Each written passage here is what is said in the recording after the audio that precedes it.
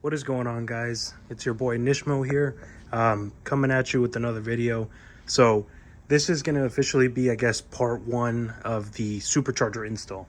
So if you guys remember, in the last video I actually revealed that I'm going to be supercharging my Nismo, and the time is here, guys. So I got the car in my backyard, pretty much ready to start the install. This is where this thing's going to sit for probably a week or two, but yeah, I can't wait to get started.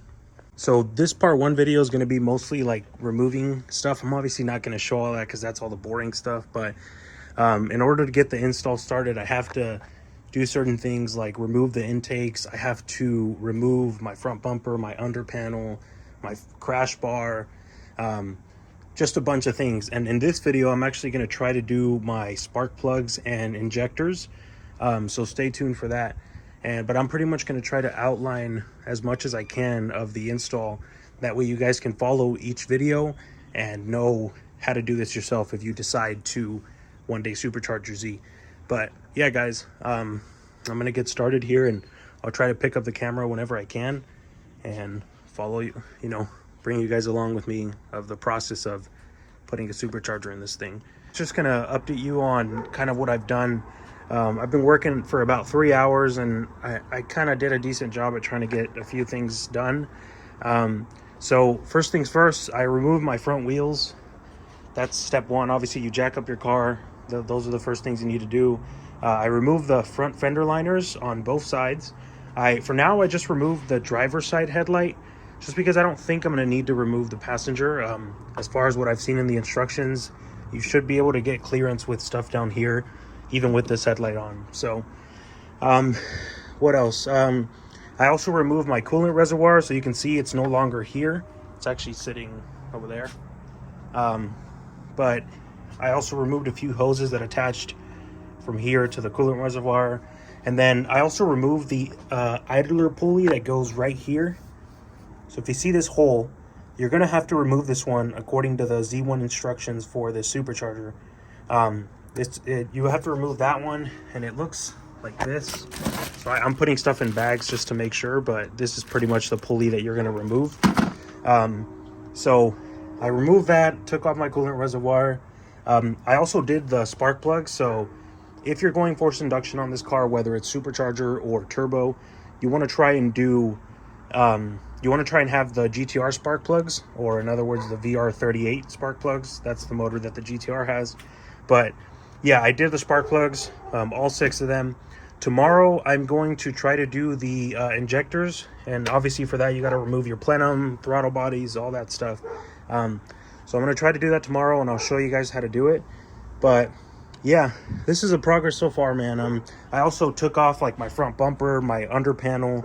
I went ahead and removed all my coolant, just because we're going to be messing with the coolant line, so you don't want all this stuff to be splashing everywhere, even though obviously I already made a mess. But yeah, I removed the front crash bar, the OEM front crash bar, which is there. Removed my intakes that I had before, my strut bar, stuff like that, my engine cover, which is sitting over there. But yeah, steps for the next video that I'm going to outline. I have to move my oil cooler behind the radiator, so it has to be like right here. But in order to do that, I have to drain all my oil, and I haven't done that yet. So in the next video, I'll be showing you guys kind of that process, where I'm gonna have to move this oil cooler, move the lines behind here, so that it could be sitting over here, because obviously the intercooler is going to be right here in the front. But yeah, that's the progress so far, guys. It's nothing that interesting, because it's a lot of just removal. I haven't really got into the actual like installing parts portion yet. So yeah, I think what I'm going to do tomorrow is I'm just going to tackle one by one. I think I'm going to start doing the clearancing, which is you have to cut up all this stuff right here, and you also have to do it on this side too, and that's going to be for the charge piping. So all right, guys, thank you guys for tuning in. This is probably going to be part 1 of the video. Part 2, I'm probably going to go ahead and start showing the injectors and stuff like that. So yeah, stay tuned. What is going on, guys? So I'm hopping back into this video. I apologize for really not being able to record a lot of clips of the install.